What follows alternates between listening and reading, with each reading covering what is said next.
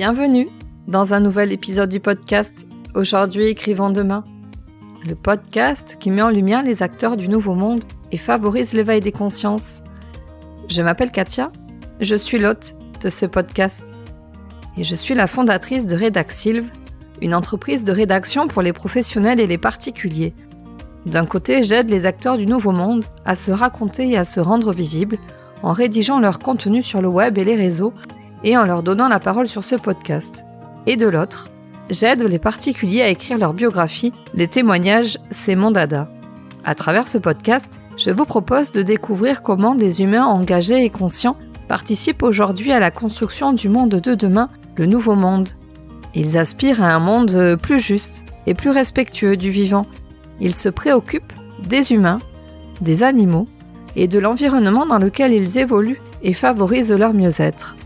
Tels des colibris, ils apportent leur pierre à l'édifice.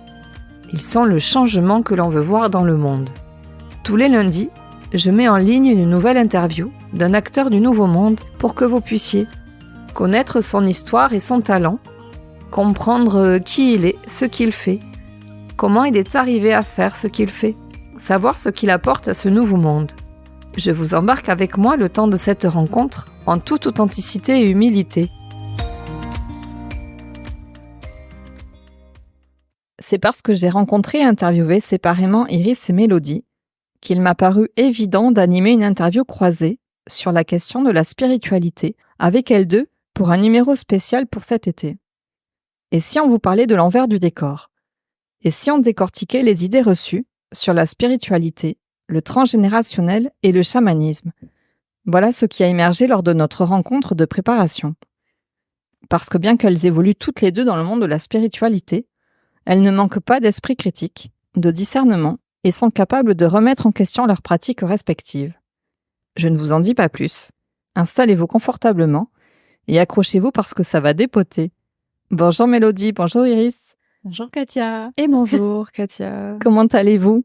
Super bien. Écoute, on est ravis, je pense, d'être là avec toi, ensemble. Merci d'avoir répondu à l'invitation. Merci à toi. Avec grand plaisir.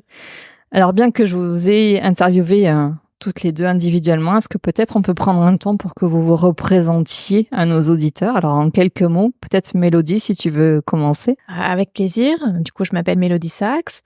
Je suis formatrice en pratiques chamaniques, énergétiques, médiumnité et autres réjouissances. Et je suis originaire de l'Est de la France, de Metz en Lorraine. J'ai grandi du côté de Toulouse avant de partir 4 ans au Canada et d'atterrir dans les Landes il y a 3 ans. Iris, tu veux prendre la suite? Oui.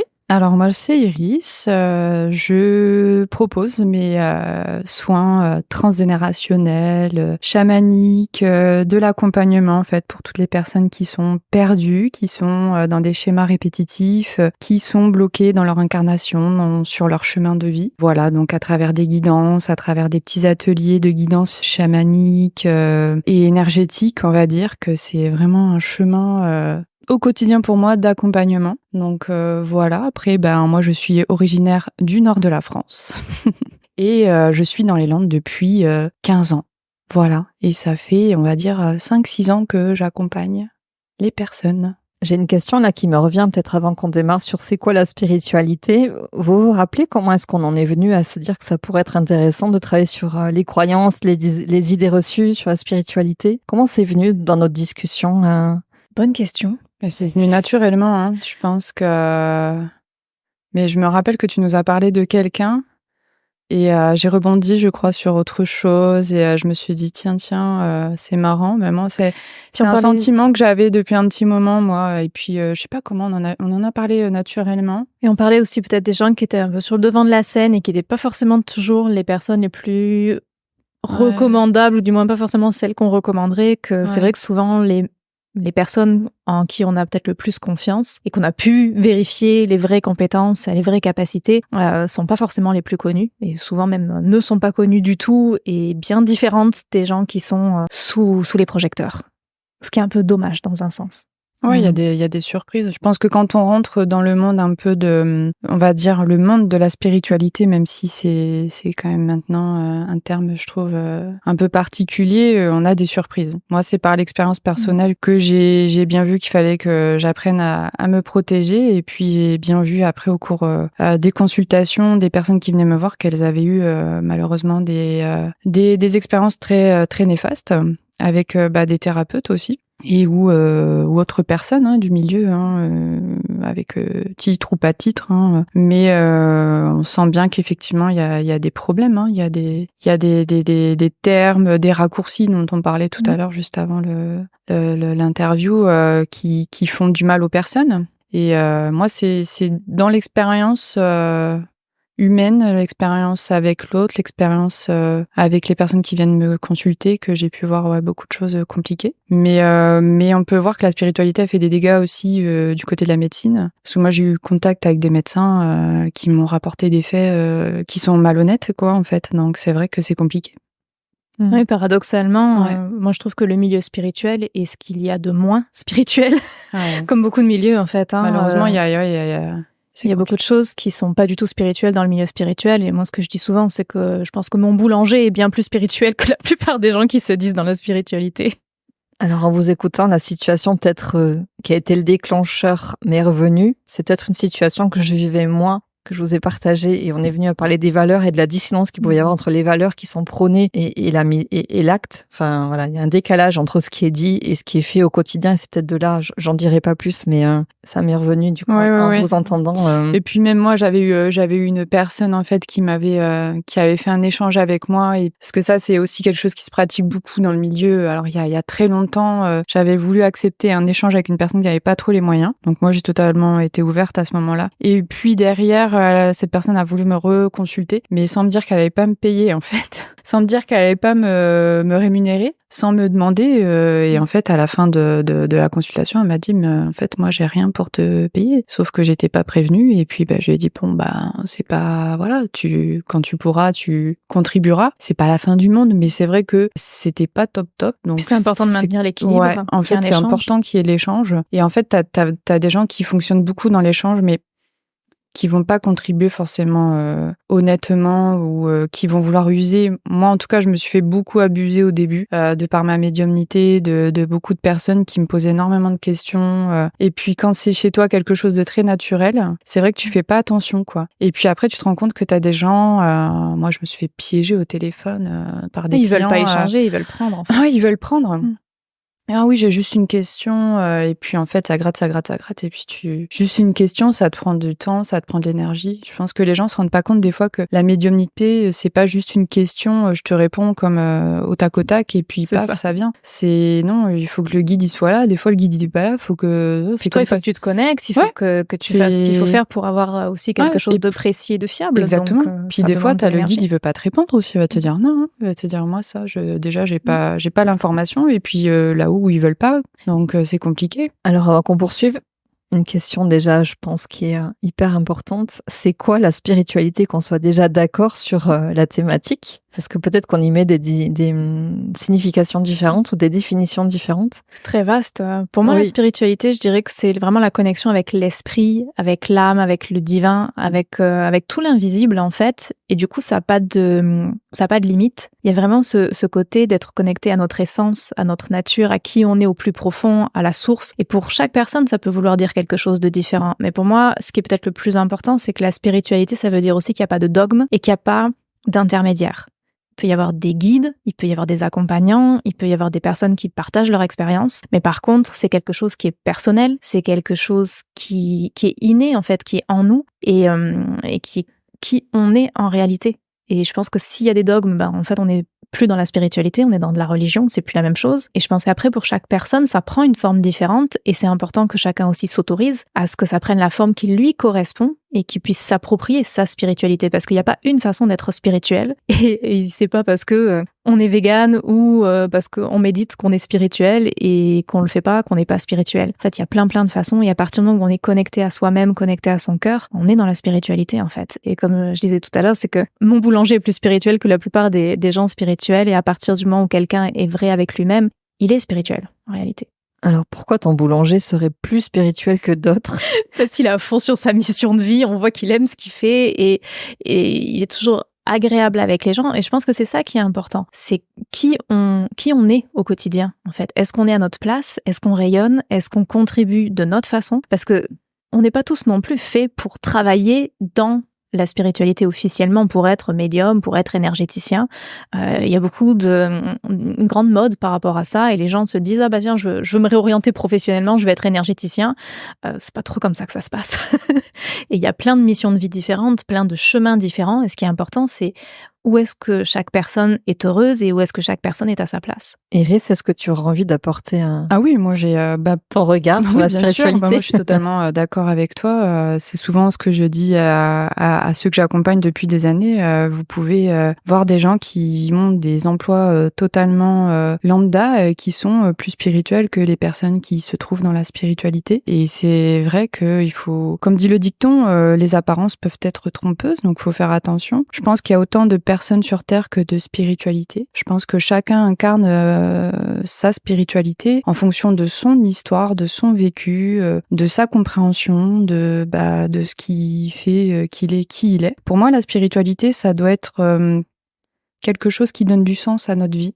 C'est une approche qui nous permet de mieux comprendre peut-être les passages compliqués de notre vie, mieux comprendre notre incarnation, mieux comprendre ce qu'on fait sur Terre et pour mieux vivre tout simplement. Pour moi, la spiritualité, c'est mieux vivre avec ce qui est. C'est cette approche-là que moi j'ai de la spiritualité. C'est justement prendre conscience qu'on n'est pas seul dans cette vie, dans cette incarnation, que malgré, justement, je veux dire, la vie n'est pas un long fleuve tranquille pour tout le monde. Malgré les épreuves, on est guidé, on est aimé.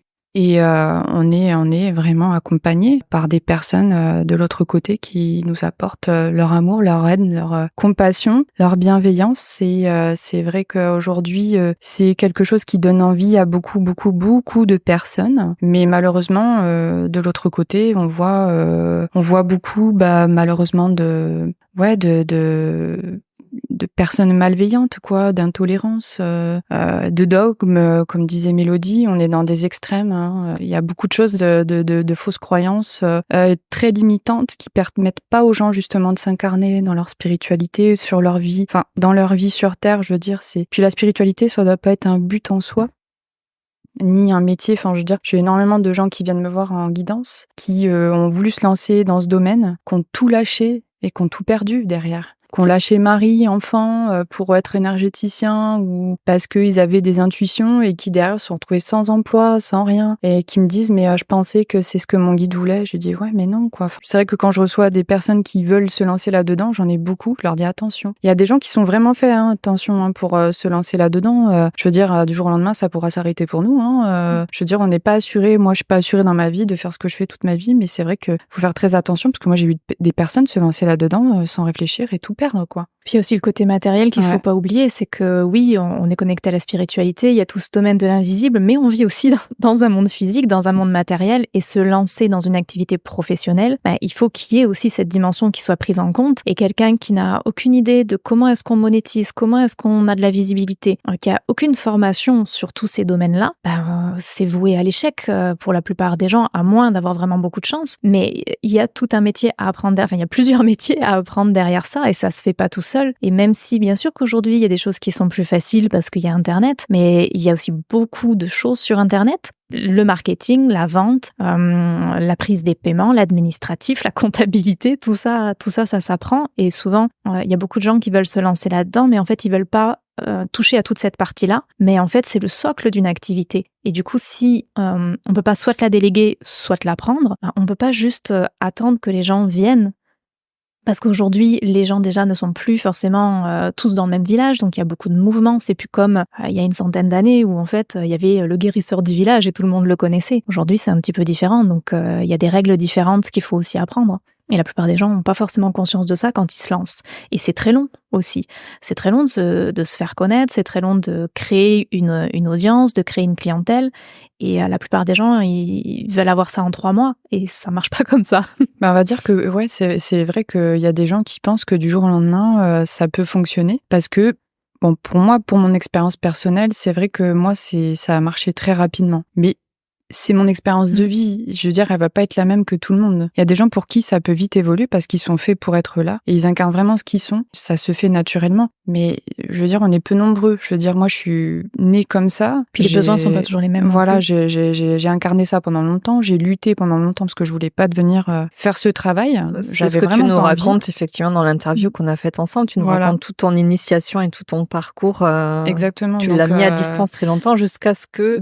je le vivais, je le mettais à distance. Je voulais pas le proposer parce que c'était quand même quelque chose de très spécial pour moi. Mais c'est vrai que du coup, pour moi, ça s'est fait assez rapidement. Mais je veux dire, ça peut pas être le cas pour tout le monde, quoi. C'est pas possible. Les chemins sont tous différents. Et c'est vrai que c'est compliqué d'arriver là-dedans et de dire, tiens, je vais faire une formation et puis tac, derrière, c'est bon. Et puis on devient pas énergéticien ou médium. En faisant des formations, voilà. On est comme ça. C'est pas les formations qui font qu'on va devenir médium ou énergéticien. Ça peut se révéler plus tard. Mais ça peut se révéler, mais c'est pas... Mais c'est quelque chose qui est en nous. Voilà. C'est pas quelque chose que tu deviens parce que tu fais une formation. Au même titre que c'est pas, comme je te disais la dernière fois, je parlais de boulimie spirituelle, c'est pas en faisant 10 000 formations que tu vas acquérir tout ce qu'il faut pour être thérapeute, quoi. Clairement. Moi, je vois des gens, clairement, dans le domaine, qui passent leur temps à faire que des formations.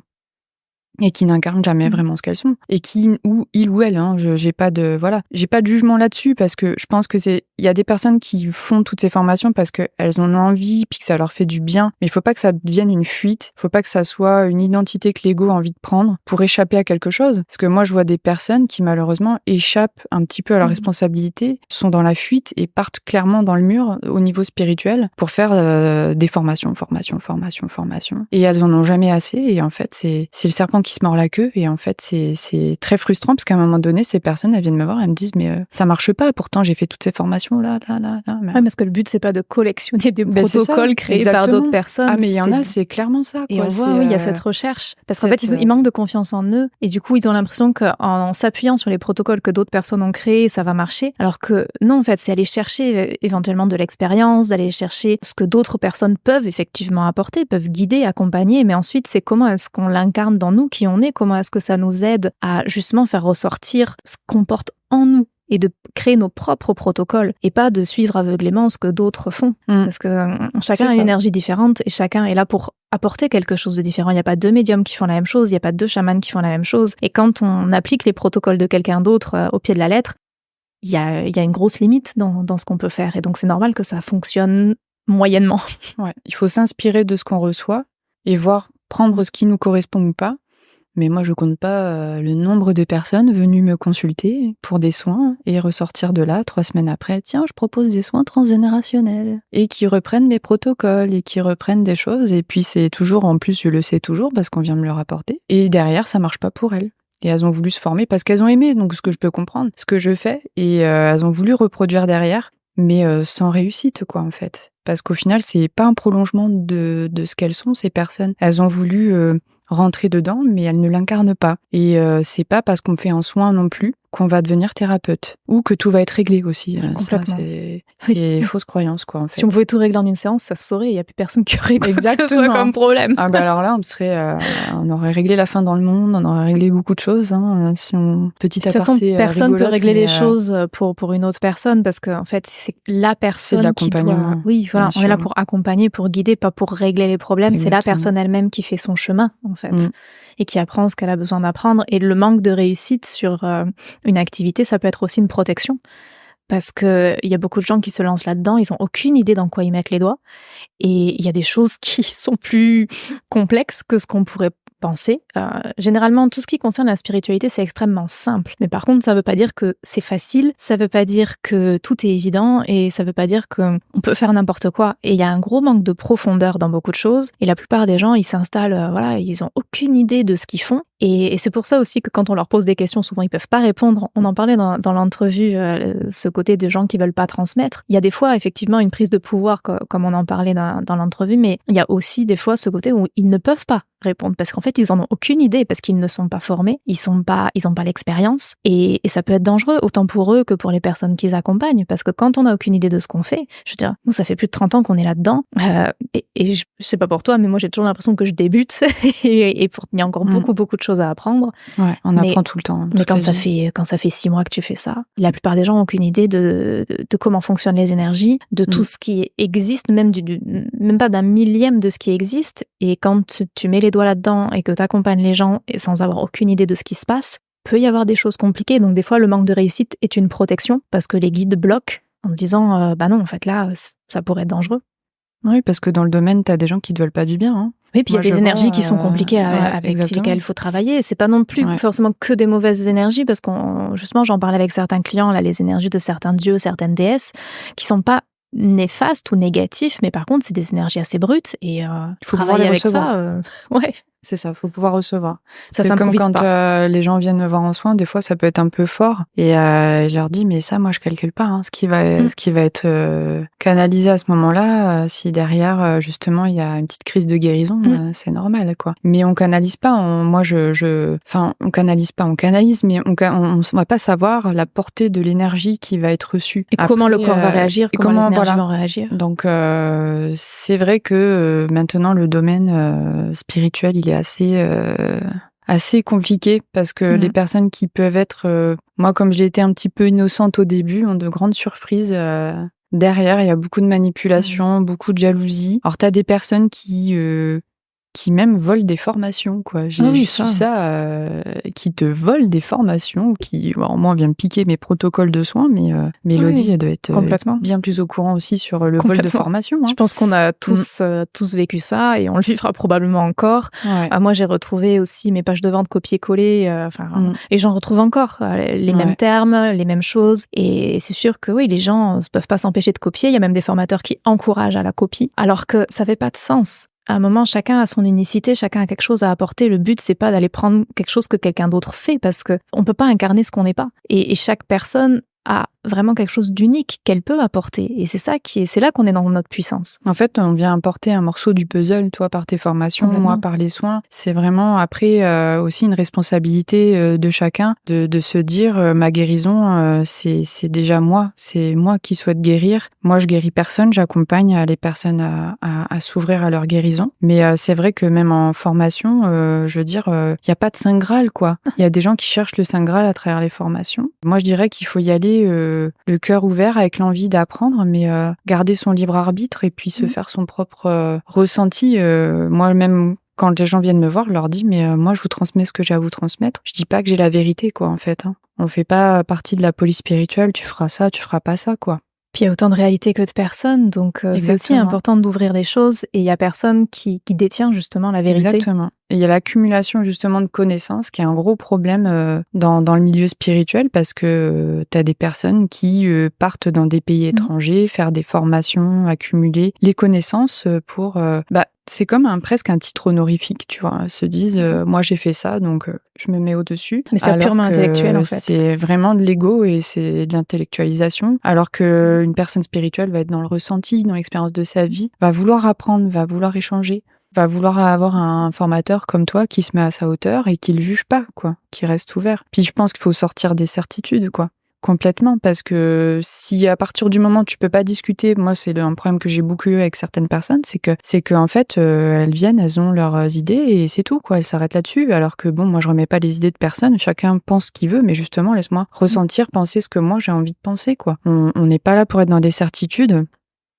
Il y a beaucoup de croyances limitantes. Moi des fois j'entends des trucs, c'est du genre il est pas venu donc c'est qu'il devait pas venir. Alors celle-là, franchement, je l'ai en horreur, quoi. Ah, mon rendez-vous, il s'est annulé, donc c'est que je devais pas y aller. Et la personne, elle abandonne derrière complètement. Elle fait pas preuve de ténacité. Alors oui, des fois, il y a des choses qui se font pas et on se dit, ouais, franchement, on le sent que ça devait pas se faire. Mais moi, des fois, j'entends mon guide qui me dit, mais persistance, quoi, aussi. On est là pour un peu vous tester, vous challenger, pour pas abandonner. La matière, elle est pas faite que de messages à travers des annulations, des choses qui se font ou qui se font pas. Des fois, les choses, elles se font pas, mais il faut juste repousser à un meilleur moment. Faut pas abandonner, quoi.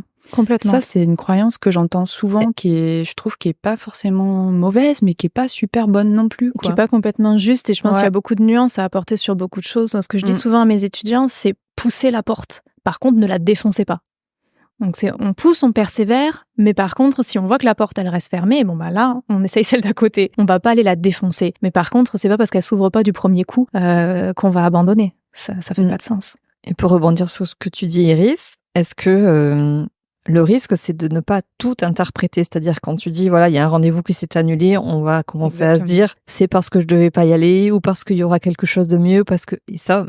Ouais, je m'inclus complètement dans cette réflexion-là. J'ai l'impression qu'on est tout le temps en train d'essayer de chercher l'interprétation aux événements de la vie, alors que peut-être il n'y en a pas particulièrement à avoir. En fait. Tu vois, c'est ce que j'ai vu en guidance alchimique la semaine dernière. En fait, la surinterprétation de tout va cloisonner les personnes dans un environnement, dans une manière de voir les choses un peu toxique, je trouve, parce que en fait, elle va chercher des messages à tout et elle va s'enfermer là-dedans et elle va plus vivre sa vie parce que voilà, elle va être en recherche de... Moi, ce que je vois le plus toxique aussi au niveau spirituel, c'est ma mission de vie. Qu'est-ce que je dois faire? Et les gens pensent qu'en fait, ils doivent forcément faire soit un métier thérapeutique, énergétique, devenir médium ou spirituel ou chaman ou tout ce que tu veux. Alors que je vous garantis, vous qui m'écoutez, c'est pas forcément le plus fun, je vous le dis, clairement. C'est pas toujours très sexy. Facile. Tous les jours, faut le porter. C'est pas évident la nuit d'être réveillé par des défunts, des guides, puis d'avoir des leçons par tes guides la nuit. Et puis, il y a plein de trucs qui sont pas super à porter, mais c'est pas des papillons, des licornes et des paillettes. Voilà, exactement. On le fait parce que on l'incarne, mais c'est pas toujours évident. Mais je veux dire, des fois, si j'avais eu juste un métier simple, ça m'aurait été aussi. Et je vois des gens qui se triturent l'esprit en disant « Ah, mais si je suis là, c'est que faut que je reste là » ou qui interprètent vraiment tout. « Ah, mais s'il est habillé comme ça, de cette couleur-là, c'est que ça va pas. » Et en fait, on surinterprète et on vit plus, quoi, en fait. Et même, tu parlais de la question de la mission. Il y a même un revers par rapport à ça. C'est-à-dire qu'on est en recherche d'une mission ou du sens que l'on peut avoir à notre vie. Mais jusqu'où on va dans le questionnement, finalement. Parce qu'on peut même peut-être tomber en anxiété ou en dépression parce qu'on a l'impression de ne pas trouver sa mission de vie, de ne pas trouver le sens de sa vie. Jusqu'où ça va, en fait? Où sont les limites C'est ce que j'ai vu en guidance alchimique. C'est des personnes qui se faisaient beaucoup de mal parce que, en fait, elles ont l'impression de faire rien, d'être rien, quoi, en fait, alors qu'elles sont tout. Je veux dire, la seule mission de vie qu'on a, c'est d'être heureux, quoi, en fait. C'est d'être heureux au quotidien et de trouver des petites choses qui nous permettent de se dire je suis en vie et je suis vivante et je suis en communion avec ce qui est autour de moi. Effectivement, si tu habites dans un T2 en plein Paris avec des bagnoles partout en banlieue et que c'est pas top, je vais pas te dire fais un avec ce qui est, ça serait complètement être en dehors de la réalité. Mais je te dirais recherche la réalité que tu souhaites créer dans ta vie et ensuite vis. Cesse de croire qu'il y a toujours quelque chose à chercher au bout du tunnel. Des fois, il n'y a pas de tunnel, on s'en met un tout seul et on se gaspille du temps, on se gaspille de l'énergie à croire qu'il y a forcément un message dans tout. Il n'y a pas de but en soi dans la vie à part d'être heureux pour moi. C'est ce que je reçois beaucoup de mes guides. Et parfois, il y a cette quête, ce Graal-là, d'être en recherche tout le temps du message, de la compréhension, alors qu'on en a. Mais comme elle disait Mélodie tout à l'heure, c'est hyper simple. Des fois, moi, je le dis aux gens, vous avez des messages tout le temps, c'est juste que vous croyez que vous allez recevoir le gros énorme truc qui va venir, comme à qui va prouver que voilà, on n'est pas dans le charme de quoi en fait. Il y a pas, tu vois. C'est beaucoup plus subtil que ça voilà, en fait. Alors c'est-à-dire. Mais en fait, souvent, les gens, ils s'attendent à avoir comme le mégaphone à côté de l'oreille, de voir des flashs gigantesques. Et je dis pas que ça peut pas arriver d'une certaine façon, exceptionnellement. Mais la plupart du temps, ça ressemble beaucoup plus à une pensée, à un vague souvenir. Donc c'est extrêmement subtil. Et quand on est dans le métro boulot dodo, qu'on a plein de choses dans la tête, on passe complètement à côté de ça. Ou alors on se dit, c'est juste mon mental. Et du coup, on l'envoie balader. Et la plupart des gens qui me disent, oui, moi j'entends pas, je vois rien, je reçois pas de message. Si je m'assois 30 minutes avec eux, je leur prouve qu'ils reçoivent. Mais parce qu'en fait, la plupart du temps, juste, ils écoutent pas. Ils écoutent pas parce qu'il y a trop de brouhaha derrière tout ça qui viennent changer. Trop de mental. Ouais, beaucoup trop de mental, trop d'intellectualisation et trop de préoccupation aussi, trop de fatigue. On est dans une société où il y a une fatigue chronique, on est constamment sursollicité, mais n'importe qui prend des vacances va recevoir tout un tas de messages et se rendre compte qu'en fait, il reçoit depuis le début. Mais on a tous des intuitions, on a tous des choses qui se passent. Par contre, oui, il faut pas en faire une obsession. Et il y a un moment, il faut toujours garder cet équilibre entre le monde physique et matériel et la spiritualité et le monde de l'invisible. Et à un moment, il faut juste poser les actions, rester observateur, oui, mais faut pas en faire une obsession, ça c'est clair. Quel conseil tu pourrais nous donner pour être un peu plus à l'écoute? Ou pour se couper du brouhaha ambiant. Je pense que pour chaque personne, ça peut prendre une forme différente, parce que beaucoup de gens vont dire la méditation, ça marche pas pour tout le monde. Des fois, ça peut être la musique, ça peut être le sport, ça peut être de faire quelque chose en fait qui vide la tête, ça peut être les dramas coréens, ça peut être les séries américaines, on s'en fout en fait. Mais de trouver quelque chose, ce que les anciens disaient, ils s'appelaient les hommes creux. Ils faisaient en sorte qu'il y ait un vide à l'intérieur pour que l'univers puisse le remplir. Et je pense que c'est vraiment ce côté-là de comment est-ce qu'on éteint le téléphone, on éteint les préoccupations, on éteint la télé, on éteint la radio et on va peut-être marcher en nature ou faire la vaisselle. Plein de gens qui reçoivent des choses en faisant la vaisselle. C'est juste ce moment où en fait t'arrêtes d'être englué dans tes pensées.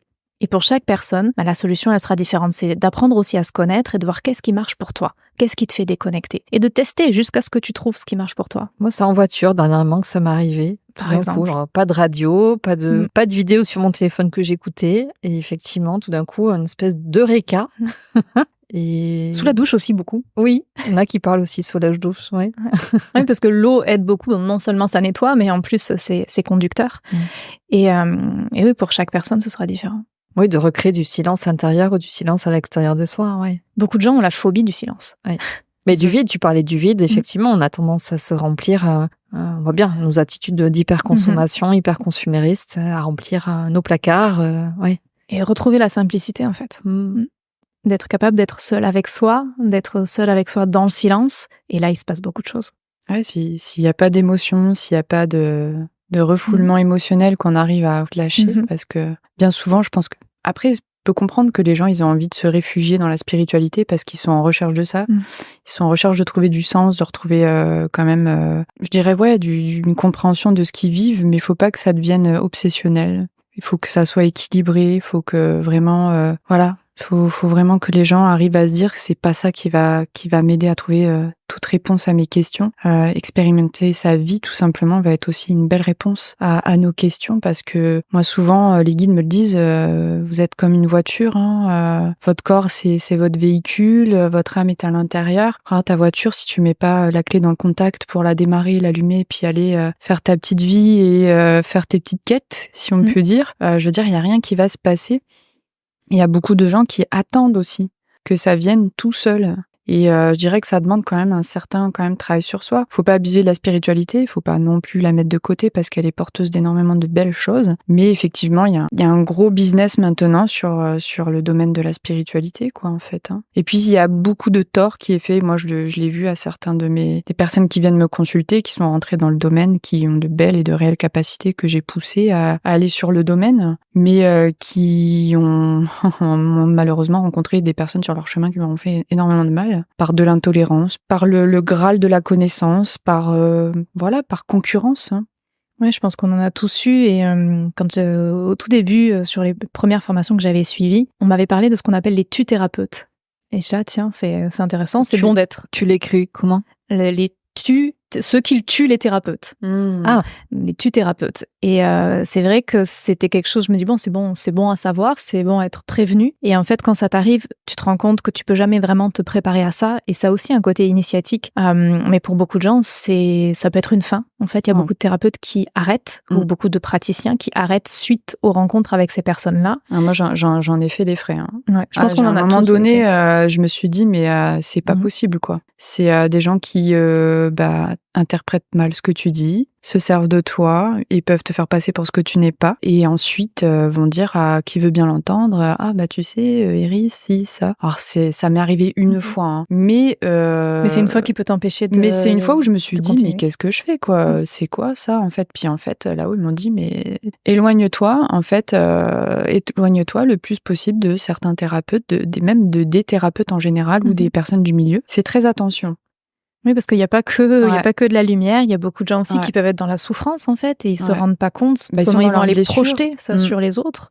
Et ça peut être extrêmement violent. Et en plus, surtout, aujourd'hui, à l'heure d'Internet, les gens se rendent pas compte que de l'autre côté d'un clavier, il y a une vraie personne. Et du coup, on peut perdre des membres de notre équipe qui démissionnent. On peut avoir, nous, des moments où on se demande, mais pourquoi est-ce que je fais ça, en fait ? Parce que moi, j'en ai pas besoin. Je suis très bien toute seule dans mon coin. C'est comme dans toutes... pourquoi est-ce que je transmets, en fait ? C'est comme dans toutes les entreprises, dans tous les métiers. En fait, la spiritualité, elle est en compétition avec de la compétition tout le temps. C'est dommage, ça fait des ravages quand même. Moi, j'ai vu des personnes aller consulter ou aller voir faire des stages chamaniques ou autres, et puis derrière avoir besoin d'aller voir un psy, hein, parce que tellement on les avait humiliés, rabaissés, quoi, en fait. Dans la société, je pense qu'il y a vraiment aussi ce côté où reprendre sa responsabilité, reprendre aussi son pouvoir personnel et arrêter d'attaquer les autres, arrêter de rejeter sur les autres, arrêter d'agresser les autres. Je pense que c'est aussi quelque chose qu'on a à apprendre en tant que société. Et après, en tant que personne, quand on est receveur de ça, d'apprendre à ne pas le prendre, en fait. De revenir peut-être sur les 4 accords Toltec, ne rien prendre personnellement, ce qui est super difficile. Ouais. Enfin, moi, je sais que pour moi, ça a été, et c'est toujours, parce qu'à chaque fois, on a de nouvelles expériences pour renforcer un petit peu les choses. Mais c'est un grand apprentissage de construire sa confiance en soi et de se dire que même si on a des gens comme ça qui nous attaquent, qui racontent des mensonges, qui vont avoir des comportements qui sont inacceptables, de pas prendre en fait cette énergie-là. Et moi, je sais que ça a été très difficile quand j'ai été confrontée à ça pour les premières fois, parce qu'on ne peut pas se préparer. On s'attend pas, on peut pas imaginer en fait qu'il y ait autant de négativité qui puisse nous être déversée dessus. Et à un moment, on peut avoir une perte de sens. Et c'est pour ça, c'est à ce moment-là que beaucoup de thérapeutes arrêtent, alors qu'en fait, c'est qu'est-ce que ça vient dire chez moi, où est la blessure en fait chez moi qui est pas guérie, où est-ce qu'il y a une partie de moi qui y croit. Et quand on arrive à guérir ça et qu'il y a plus de parties qui y croient, ça devient plus facile. Mais c'est tout un chemin et je pense que c'est important de se rendre compte qu'on n'est pas seul là-dedans, que je pense que la totalité des praticiens, des accompagnants l'ont vécu à un moment ou à un autre, ou le vivront probablement à un moment ou à un autre, et que même si on n'est pas préparé, quand on est dedans, de se dire « Ok, je suis pas seule, il y a plein d'autres personnes qui l'ont vécu, qui l'ont dépassé, et en fait, c'est qu'est-ce que moi je dois apprendre pour me renforcer ?» en fait, pour aller plus loin. Et quand on n'a aussi pas de clients, parce que j'avais eu une amie à l'époque qui était aussi dans ce côté de pas réussir à se lancer, il y a aussi des fois une protection, c'est que si c'est trop tôt, si ces personnes-là rencontrent, entre guillemets, un tuthérapeute, c'est sûr qu'ils vont arrêter, parce qu'ils n'ont pas la force qui est nécessaire pour qu'ils puissent en fait s'appuyer sur un pilier et continuer. Donc des fois aussi l'univers peut protéger par rapport à ça, de dire pour l'instant tu n'auras pas trop de clients parce que il y en a qui sont compliqués, ou tu n'auras pas trop de visibilité parce qu'il y a d'autres praticiens qui peuvent être compliqués, il y a des tas de gens qui peuvent venir te déverser tout un tas de choses, et tant que t'es pas suffisamment solide dans ta pratique, dans ton expérience, dans ton positionnement, on va te protéger aussi de certaines choses. Ouais. Et puis après, faut pas se fier à ce qu'on voit sur les réseaux sociaux. C'est pas parce que vous avez, moi, j'ai pas beaucoup de personnes sur Insta qui me suivent, mais en fait, ça ne veut rien dire. Moi, j'ai eu des gens qui avaient 10 000 abonnés, 20 000 abonnés, qui avaient 5 000 amis sur Facebook. Et pas un client. Absolument aucun client. Que moi, j'ai peut-être 400 abonnés sur Insta et c'est que du bouche à oreille. Donc ça veut rien dire. Donc vous fiez pas aux abonnements qu'une personne a. Aussi dans le monde de la spiritualité, parce qu'il y a même des gens qui achètent. Oui, vraiment. Alors c'est ce que j'allais dire, j'ai découvert l'existence des pods. Alors, j'ai découvert ça, moi, sur LinkedIn, plutôt du côté des créateurs de contenu. Je me dis parfois, je suis d'une grande naïveté, mais effectivement, des communautés, en fait, tu payes, en fait, pour avoir tant d'abonnés ou, tant de personnes qui te suivent ou à qui t'es connecté. Et le jeu, c'est d'aller s'auto-commenter pour faire gagner en visibilité les posts qu'on a publiés sur les réseaux. Mais en fait, il n'y a aucune authenticité. Et c'est un soutien, effectivement, qui est... qui est fallacieux, c'est biaisé parce qu'en fait au départ ça donne une fausse image de ce qui est, et puis en même temps ça veut rien dire quoi en fait. C'est comme je disais tout à l'heure, l'habit ne fait pas le moine, mais c'est concret dans tout quoi. C'est moi j'ai vu des personnes, je me disais mais c'est incroyable, et puis derrière là je me suis pris des trucs, je me suis dit waouh, ça a été violent quoi. Tu te dis waouh, j'ai atterri quoi au tout début il y a quelques années, je me suis dit ok, il va falloir que je fasse attention quoi. Et au final c'est vrai que je pense que le bouche à oreille, c'est quand même un facteur important pour moi. Après, je pense les recommandations, les recommandations, je trouve que c'est hyper important. Et puis après, je pense que c'est s'écouter aussi. Complètement. Tu vois une vidéo de quelqu'un, moi je sais que j'ai des gens qui ont écouté ton podcast qui m'ont dit je vous ai entendu, ça m'a donné envie de venir vous voir. Il y a des personnes qui m'ont entendu sur Insta ou sur YouTube qui m'ont dit c'est ça qui m'a décidé, parce que je pense que visuellement ou auditivement ça peut créer quelque chose. Mais il faut s'écouter quoi en fait, c'est sûr. Et toujours faire preuve de discernement, parce que c'est pas parce qu'on va voir quelqu'un ou qu'on va suivre une formation que la personne est un demi-dieu, en fait. Exactement. On reste tous des êtres humains et il faut garder toujours son discernement. Et on voit beaucoup de gens, si une personne est sur le devant de la scène, ou alors si elle a publié un bouquin ou créé un oracle, en fait, les gens les mettent sur des piédestals et ils pensent que ce sont des demi-dieux, mais en fait, non, ils ont juste eu les bons contacts et ils ont peut-être même pas les compétences. Donc, il faut faire très, très attention, parce que c'est pas parce que quelqu'un a écrit un bouquin ou créé un oracle ou fait une formation ou passe à la télé que la personne est bonne et que la personne est compétente. Ouais, faut s'écouter. Bien au contraire, la plupart du temps. La plupart des gens qui sont vraiment sur le devant de la scène, moi, c'est pas ceux-là que je recommanderais. Ouais, il faut être à l'écoute de soi. C'est vrai que faut écouter son ressenti. Je pense que chaque chose doit venir en son temps. Et oser poser des questions. Et moi j'aime bien avoir les gens au téléphone quand on m'appelle, parce que justement je vois un petit peu si ça colle ou pas. Il y a des personnes, j'ai déjà refusé de... J'ai dit, je pense que vous n'êtes pas faite pour venir faire mes soins. Je pense que ça va pas être moi. Ou je les ai recommandés à d'autres thérapeutes. Donc ouais, il faut vraiment être à l'écoute de soi, quoi, en fait. Oui, c'est vraiment aussi une rencontre. C'est deux énergies qui se rencontrent et qui peuvent travailler ensemble, ou qui des fois sont pas forcément compatibles parce que c'est pas le bon moment ou c'est pas la bonne personne. C'est pour ça que aussi il y a pas de vraie concurrence. On est tous différents et c'est important qu'on soit nombreux et que chacun œuvre de sa façon et propose quelque chose qui va correspondre à telle ou telle personne, à tel ou tel moment de sa vie. Mais les gens qui vont venir te voir, Iris, ils vont venir te voir peut-être à un moment spécifique pour quelque chose de spécifique et ils viendront pas me voir parce que je peux pas leur apporter ce que Iris va leur apporter. Ouais. Et inversement, s'ils viennent me voir... On n'est pas fait pour tout le monde. Hein. C'est vrai qu'on a... on a vraiment une carte d'identité énergétique qui fait qu'on va être plus ou moins à l'aise avec certaines personnes. C'est comme les défunts, quand ils viennent me rencontrer pendant les soins ou pendant les guidances. Certains défunts viennent plus facilement me voir que d'autres. Certains médiums vont être vraiment plus contactés que d'autres pour des contacts défunts. C'est vrai que voilà, ça dépend si on est sur la même longueur d'onde ou pas. Il y a des personnes, moi, qui viennent me voir régulièrement, et puis il y a des personnes qui sont venues me voir 1 ou 2 fois. Elles viennent quand elles le sentent, mais après il y a des personnes qui ne sont pas faites pour moi. Et moi, je ne suis pas faite pour tout le monde. Et puis personne n'est parfait. Comme tu disais, il n'y a pas de demi-dieu. C'est pas parce qu'on est dans la spiritualité qu'on évite les problématiques de la vie, quoi, en fait. Ça veut rien dire. Il y a quelque chose auquel j'ai beaucoup pensé tout à l'heure, parce que dans la voiture, je suis retombée sur de la musique que j'écoutais quand j'étais adolescente. Et je me suis dit, c'est trop marrant, parce que surtout, n'écoutez pas du rap, sinon vos vibrations vont baisser. N'écoutez pas des métal, n'écoutez pas du hard rock. Sinon, alors, idée reçue, ça va pas aller, quoi. Idée reçue, mais totalement, quoi. Après, ça dépend toujours quel est le groupe, évidemment. Oui, mais même, je veux dire, moi je dirais que ça dépend de comment tu prends les choses, en fait. Quelle est ton intention? Parce que je veux dire... Et pourquoi t'écoutes ça? T'as des paroles vraiment pourries dans le rap et dans d'autres chansons qui, les gosses ont répété, mais ils comprennent même pas on comprend même pas le quart de ce que ça veut dire, on le chante, mais je veux dire, c'est pas parce qu'on croit ce qui est dit dans les paroles ou parce que on est, moi j'ai écouté du métal, j'ai été à des concerts de métal quand j'étais plus jeune. Je suis pas devenue l'incarnation du mal, je suis pas sataniste, voilà, ça veut rien dire du tout. Des fois, j'ai eu des gens qui sont venus avec des adolescents, ouais, mais il est habillé en noir, il écoute du rap. Je vois, mais ça veut rien dire du tout. Je veux dire, il y a des gens qui font du rap et qui ont très bien réussi dans leur vie, qui vont très bien dans leur tête, et il y a pas de problème. Moi, j'ai passé des années à écouter du rap et ça m'arrive toujours. Je suis une grande fan de I.Am, de Eminem. Bien sûr, j'étais au concert d'I.Am il y a quelques années à Bordeaux. Tu vois, dans le plus hard, j'ai été faire le concert de Slipknot quand même, donc ça va loin, mais c'était à mon adolescence, j'adorais ça et je suis pas devenue quelqu'un de mauvais et je rencontrais plein de métalleux, plein de gens qui étaient dans le domaine de la musique, du hard rock ou autre, qui étaient juste des crèmes, qui étaient des nounours, quoi, des amours. Donc en fait, c'est sortir des idées reçues sur je dois écouter que de la musique spirituelle parce que ça va élever mes vibrations, pas forcément. Tu peux écouter un bon gros son hard rock, ce que tu as envie, du métal, du rap, je sais pas moi, ce que tu veux. Si ça te fait plaisir. C'est ça, de voir est-ce que ça te fait du bien, dans quelle énergie ça te met en fait. Et c'est sûr que potentiellement, on va dire, s'il y a des groupes où les musiciens sont vraiment dans des énergies très basses, ça va se sentir dans leur musique et effectivement, ce sera peut-être pas génial. Mais c'est pas parce que une personne ou un groupe est dans un style de musique que c'est forcément négatif. Donc je pense qu'il faut faire preuve aussi de discernement et de nuance sur plein de choses. Et moi, quand j'étais adolescente, j'ai toujours été fascinée par les personnes qui étaient gothiques parce que je me disais,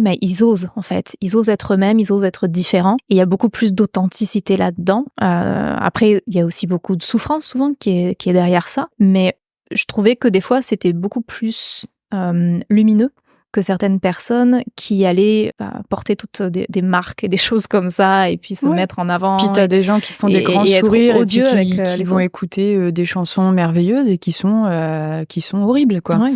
Donc moi, on en connaît tous des personnes quand on était au lycée ou ailleurs qui te font des grands sourires puis tu te dis c'est ça. Derrière, tu sens que tu vas passer à la casserole, que tu vas avoir un mauvais coup, un truc et voilà, elle pouvait écouter cette personne, j'en sais rien moi, un truc doux, Calogero ou autre chose et puis être tu vois, vraiment pas sympas. Donc ça veut rien dire, mais de toute façon, ça, c'est l'habit ne fait pas le moine, c'est clair, quoi. Un truc qui m'a le plus marqué, je pense, quand j'étais gamine, j'allais à l'église. Parce que j'avais parlé des églises.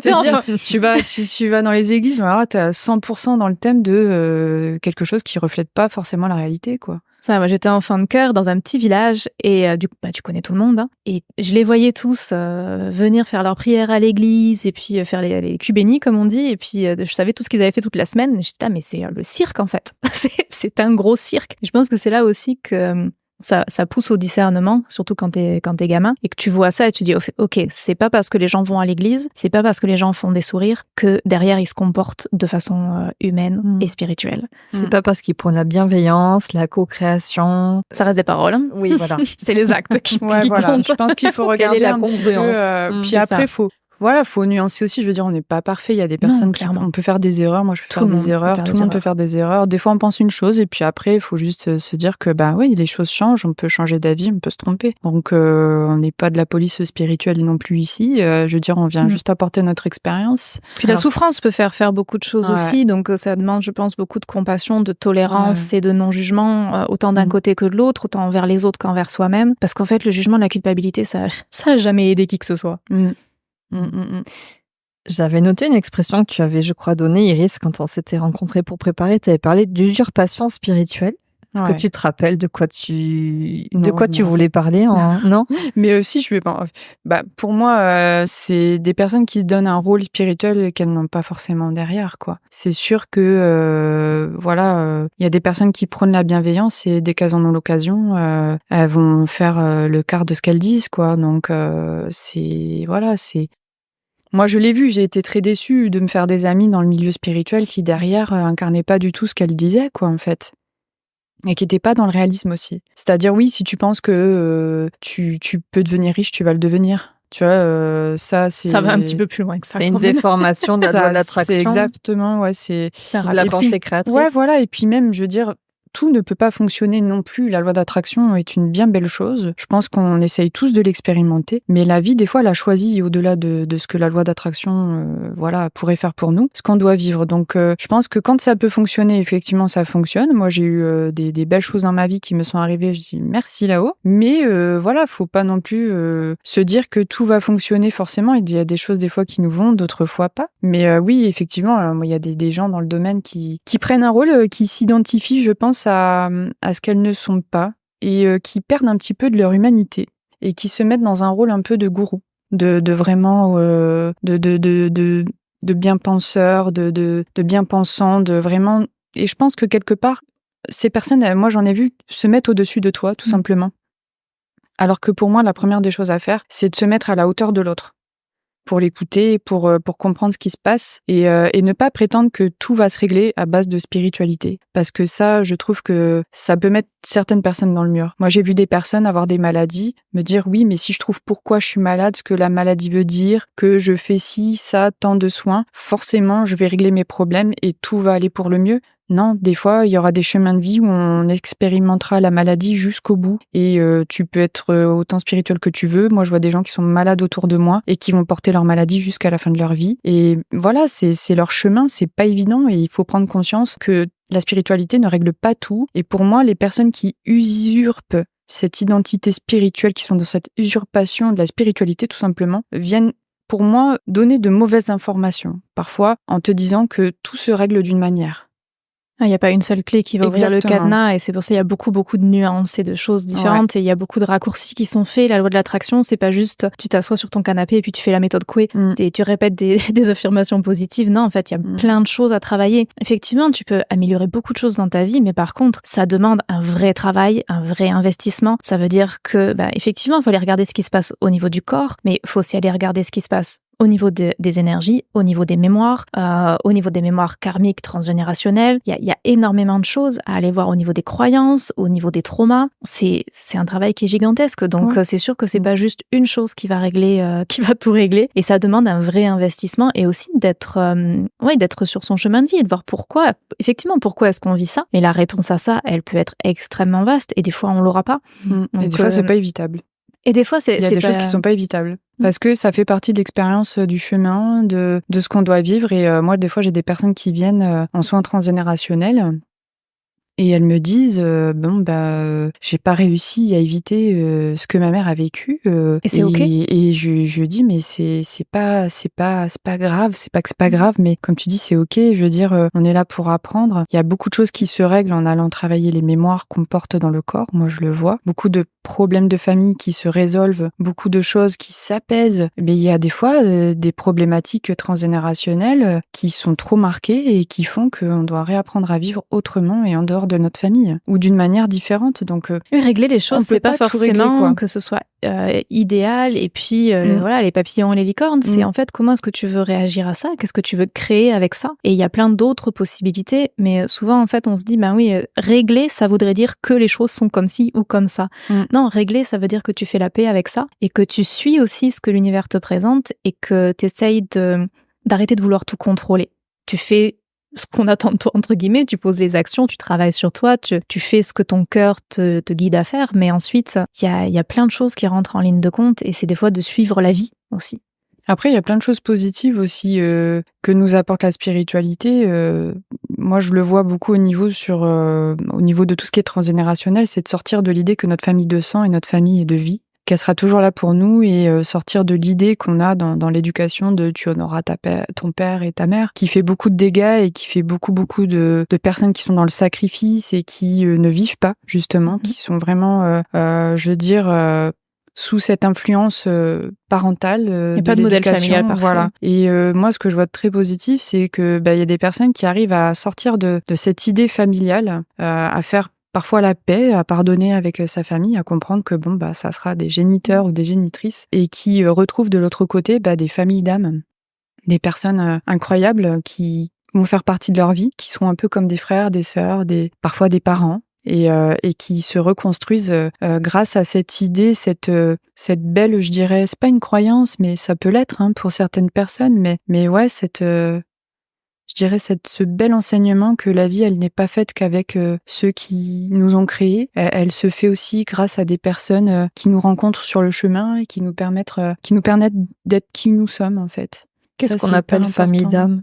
Pour moi, une famille d'âme, ça peut être un ami, ça peut être une connaissance, un collègue, quelqu'un que tu rencontres avec qui il y a une belle cohésion, une belle complicité. Une belle complicité. Une compréhension mutuelle. Ouais, et qui t'apportera, je pense en tout cas, un amour assez inconditionnel et qui te poussera toujours dans le positif et qui sera toujours là pour t'accueillir si ça va pas. Qui aura ce modèle un peu familial, mais en dehors de la famille et qui, quelque part, va être un peu, on va dire, ta famille d'adoption, quoi, en fait.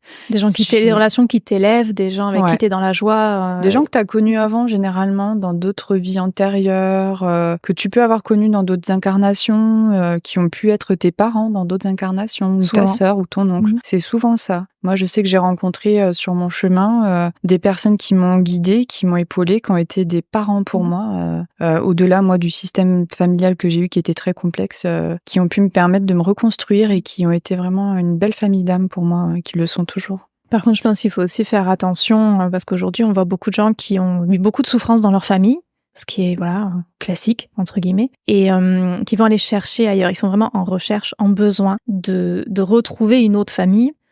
Et c'est là que ces gens-là peuvent des fois être vulnérables au sectarisme ou à tout un tas de manipulations. Donc, de faire attention à chaque fois à peut-être cette tendance à vouloir à tout prix rentrer dans un groupe, se conformer à un groupe. Parce que la famille d'âme, souvent, ça va être plutôt des gens un peu éparpillés. Ça va être des gens qui vont rien demander. Et il y a juste de belles relations, des relations saines en fait, qui se créent autour de ça. Mais de toujours peut-être avoir cette vigilance avec soi-même, de se dire est-ce qu'en fait j'essaie de m'accrocher à quelque chose ? Est-ce que j'essaye de remplacer quelque chose ? Parce qu'en fait il y a peut-être une dépendance affective quelque part. Et je pense que c'est ça qu'il faut aussi quand même toujours garder en tête. Peser le pour et le contre des relations. Et c'est avec soi-même qu'on se reconstruit avant tout. Et c'est pas en étant dépendant des autres. Faut pas que les gens deviennent des béquilles. Faut pas que les guides spirituels, que les êtres de l'autre côté soient aussi des béquilles. Il faut que ça soit déjà nous. Et puis après, c'est voir qu'est-ce que ça me renvoie, ces personnes-là. Est-ce que j'ai besoin d'elles ou est-ce qu'elles sont la cerise sur le gâteau, quoi ? Exactement. Oui, parce que le domaine de la spiritualité n'est pas exempt de tous les phénomènes d'emprise, de pouvoir, de manipulation. Qui existent partout. Ouais. Parce que tu parlais aussi de vulnérabilité. Oui, parce qu'il y a beaucoup de gens, quand ils sont dans la souffrance, en fait, ils cherchent la baguette magique, ils cherchent n'importe quoi. Et du coup, ils font plus preuve de discernement parce qu'en fait, ils rêvent d'avoir quelque chose qui règle leurs problèmes. Et tant qu'on est là-dedans, on est vulnérable. Et il y a un manque de confiance en soi, souvent, et les gens vont s'éloigner d'eux-mêmes pour se rapprocher d'autres personnes, et c'est toujours cette phrase que je garde en tête, c'est ne t'éloigne jamais de toi-même pour te rapprocher de quelqu'un d'autre, et d'être bien avec soi. Et quand on est bien avec soi, on n'est plus vulnérable, en fait, à toute cette emprise, à toute cette manipulation. Parce qu'en fait, on n'a pas besoin, encore une fois, comme tu disais, Iris, des autres. Si on a besoin des autres, il y a un travail à faire. Après, il n'y a pas de mal à un moment donné à avoir besoin d'être accompagné, d'avoir besoin de ses amis ou besoin des personnes qu'on aime. C'est juste d'être assez équilibré pour se dire, faut pas que ça soit une contrainte pour l'autre, que ça soit une obligation pour l'autre d'être là pour moi, d'être toujours présent. Et de pas donner son pouvoir. Exactement, faut que ça soit équilibré et il faut que ça soit fait dans cette liberté et dans cet accueil je dirais inconditionnel quand même quelque part, mais faut pas que des limites soient dépassées à notre bien-être. Enfin c'est très vaste comme sujet, mais faut pas rentrer dans la dépendance. Mais je veux dire, il y a des relations qui sont incroyables aussi dans le domaine et qui sont notables, mais après il y a des personnes qui se sont senties détruites par justement des gens qui ont abusé financièrement, de par la présence, de par les connaissances, de par beaucoup de choses. Moi j'ai eu une personne qui est venue me consulter, elle avait dépensé 3 000 € dans des soins énergétiques pour son fils. Il allait toujours pas mieux. Et quand j'ai vu son fils, je lui ai dit non mais vous savez, généralement un thérapeute, vous y allez maximum 3 fois. Si au bout de 3 fois vous voyez qu'il n'y a pas de résultat, vous continuez pas. C'est que c'est pas pour vous, cette personne elle est pas pour vous. Donc là que le thérapeute il l'ait pris jusqu'à 3 000 € de soins énergétiques, je comprends. C'est énorme. C'est à un moment donné, moi moi c'est ce que je fais parce que je travaille avec beaucoup de médecins, je travaille avec des psychiatres, avec des psys, je renvoie aux psys, aux psychiatres, aux médecins. Mais je pense que c'est quelque chose qui est important à dire aussi. La spiritualité n'est pas un bypass de la psychothérapie. C'est deux choses complètement différentes. C'est deux piliers importants. Et moi, souvent, ce que je vais dire à mes étudiants, c'est oui, on peut travailler ensemble, mais par contre, s'il y a une thérapie à faire d'abord, ce sera important de la faire parce qu'on peut pas travailler sur des sables mouvants. Et on a vraiment besoin, en fait, qu'il y ait toute cette douleur, cette souffrance qui soit accompagnée par un professionnel dont c'est le métier. Après, il faut aussi en trouver un bon, c'est important aussi, parce que c'est pas parce que quelqu'un a un diplôme qu'il est bon. Donc, c'est important aussi de trouver dans ce domaine-là quelqu'un qui est compétent et qui correspond à la personne. Et ensuite, quand il y a ça qui a été fait, surtout s'il y a eu des abus ou ce genre de choses, on peut pas aller travailler en spiritualité s'il n'y a pas eu un travail sur les émotions. Donc, c'est vraiment deux métiers qui sont complémentaires. Par contre, quand c'est fait, là, c'est génial parce qu'on peut aller beaucoup plus loin. Et c'est aussi important de toujours garder cet ancrage parce que plus on est ancré, plus on peut monter haut, plus on peut aller dans la spiritualité, dans la connexion. Donc on a besoin en fait d'avoir tout un tas de dimensions sur lesquelles on est connecté, sur lesquelles on travaille et la spiritualité n'est pas la réponse à tout et pas l'unique réponse non plus. Ouais, il y a des dégâts qui sont faits. Moi je me rappellerai toujours d'un médecin qui m'a dit quand elle m'a demandé dans quoi je travaillais, je l'avais croisé comme ça et j'avais dit moi je suis dans le bien-être. Je n'ai pas été trop loin parce que je suis pas du genre à vraiment avoir besoin de dire ce que je fais, mais du coup elle m'a posé des questions puis elle me dit oh là là j'ai une patiente qui est décédée, en fait elle avait un cancer et en fait elle avait été très influencée par des jus de fruits, des jus de légumes en centrifugeuse et en fait elle pensait pouvoir guérir son cancer avec ça.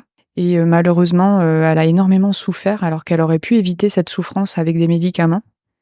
Alors, je dis pas que les médicaments, c'est le top du top, mais quand même, on en a besoin des fois. Et elle est morte dans des souffrances, quoi, mais elle me dit... le médecin en avait un peu contre le domaine spirituel, quoi, du coup, ce que je comprenais, parce qu'elle me dit là, elle aurait pu faire une fin de vie accompagnée avec des médicaments, avec ce qu'il fallait pour moins souffrir, et elle a pas voulu, parce qu'on lui a dit, avec ça, tu vas réussir à guérir, Et ça a pas été du tout le cas, donc ça peut être grave, des fois, ça fait énormément de dégâts. Donc c'est vrai qu'il y a des personnes qui sont sous emprise, et on a la famille qui, à côté, peut être complètement dépossédée d'un membre de sa famille à cause de ces croyances-là. Donc, à partir du moment où on vous dit de vous couper de votre famille ou vous vous coupez de votre famille totalement, alors que il n'y a pas je veux dire, par principe, besoin de le faire. Alors, je dis pas qu'il y a des gens, faut vraiment qu'ils se coupent de leur famille, par contre, parce que c'est très toxique. Il y a des personnes pour qui c'est de la survie. Donc, faut qu'elles se coupent de leur famille à un moment donné, de leur vie. Elles reviendront ou pas après. Ça leur appartient. Il y a des personnes pour qui c'est toute leur vie. Mais c'est vrai que il y a des emprises très graves. Après, je pense Très, que très c'est grave. aussi important pour les personnes peut-être qui vivent ça, de reprendre aussi leur pouvoir par rapport à ça et de se dire que cette personne a fait un choix et de respecter ce choix-là. Et même si c'est pas toujours facile, mais de se rendre compte que ils pouvaient rien faire et que c'était peut-être le chemin de cette personne et c'était peut-être leur chemin et de pas être dans la culpabilité, de pas être dans le regret, que voilà, si les choses se sont passées comme ça, ben c'est ok, c'était peut-être pas agréable, il y a peut-être des conséquences qui sont très difficiles à gérer, mais de pas non plus être dans ce côté de on aurait dû faire différemment ou qu'est-ce qu'on aurait pu faire pour changer les choses. Non, c'est que cette personne-là, en fait, elle avait fait ce choix-là, elle avait peut-être cette expérience à vivre et à partir du moment où elle a fait un choix, d'accepter ce choix. Et c'est peut-être des fois leur chemin à eux de réussir à accepter un choix qu'ils comprennent pas et de faire preuve, encore une fois, de tolérance, parce que des fois, on comprend pas les choix des autres. On comprend pas qu'ils se laissent peut-être influencer sur certaines choses, mais c'est aussi la beauté de la vie, entre guillemets, et ce qu'on a à apprendre avec l'humanité, c'est de respecter les choix qu'on comprend pas et qui sont pas évidents ni à vivre, ni à voir. Et je pense que malgré tout, ça reste quelque chose d'important et de se dire, il doit y avoir une raison quelque part. Ouais, puis on n'a pas d'explication à tout. Hein. Alors, on va peut-être commencer à terminer l'interview avec les questions des auditeurs. Alors, on pourrait passer encore des heures à échanger. Moi, j'ai plein de questions que je vous ai pas posées, mais là, il va falloir qu'on commence à imaginer aller vers la fin, parce qu'on a quand même quelques questions peut-être sur lesquelles échanger ensemble. Une question peut-être que j'aurais dû vous poser au départ, c'est quoi un médium finalement ? Pour moi, un médium, c'est un pont entre deux mondes. C'est quelqu'un qui fait le lien, c'est quelqu'un qui est au milieu et du coup qui est capable de contacter autant le visible que l'invisible, qui est capable des fois de voyager sur l'invisible et sur le visible. Donc il y a vraiment ce côté de pont, de reliance. Et c'est pas forcément uniquement avec les défunts. On a souvent cette idée préconçue qu'un médium, en fait, il est juste entouré de défunts. Non, des fois, c'est aussi avec les vivants, c'est avec les guides, c'est avec les anges, c'est avec tout un tas d'êtres, les élémentaux. Donc un médium, c'est très vaste, en fait. Tu vas amener des précisions, Iris, sur ce Non, que c'est pour ça, toi, médium, quelle définition tu donnerais à un médium ? Oui, le médium, c'est celui qui fait le lien entre les guides, les morts, les vivants, entre l'invisible et le visible, qui vient communiquer ce qu'il a besoin de communiquer et qui doit être très en alignement avec lui-même pour communiquer les bons messages. Parce que si t'es pas aligné, si t'es pas à l'écoute des messages qui viennent, tu peux ne pas passer les bonnes informations. Donc le médium doit être bien branché, bien connecté, bien ancré pour transmettre. Donc c'est une antenne. Généralement, c'est un relais. Donc il doit pas mettre son ego ni son mental dessus. Il doit laisser passer l'information en fait. Donc on est un filtre, je dirais, de beaucoup de choses, d'énergie, d'information, de messages, de présence, d'enseignement aussi, parce qu'on apprend beaucoup en recevant de l'autre côté des guides et des défunts, de toutes les personnes qui viennent, des animaux, totems. Mes premiers enseignants, ça a clairement été les défunts. Ouais. Donc c'est pouvoir communiquer avec l'invisible.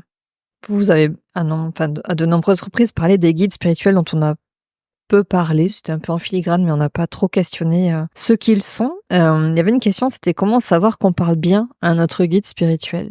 C'est important de faire attention aux émotions qu'on ressent. Parce qu'un guide, quand on est connecté à un guide ou qu'on reçoit un message d'un guide, il y a comme une émotion de paix, de neutralité ou d'amour. Il y a quelque chose de paisible, de calme. Quand on est connecté à l'inconscient collectif, à son mental ou à une énergie parasite, à une énergie basse, il y a quelque chose de beaucoup plus saccadé, de beaucoup plus rapide généralement, et il va y avoir potentiellement du jugement, de la culpabilité ou des injonctions. Ça, généralement, c'est pas les guides. Et on se sent pas bien. Un message d'un guide, il peut des fois ne pas nous faire plaisir, il peut des fois nous challenger, mais il n'y a pas d'angoisse, il n'y a pas d'émotion négative quand on a le message. Alors qu'un message d'un parasite ou de quelque chose qui est pas aligné, il y a une émotion généralement qui est pas très agréable. Ok. Iris, tu avais quelque chose d'autre à ajouter ? Non, c'est très très bien. C'est une question que j'avais soulevée peut-être avec toi, Mélodie.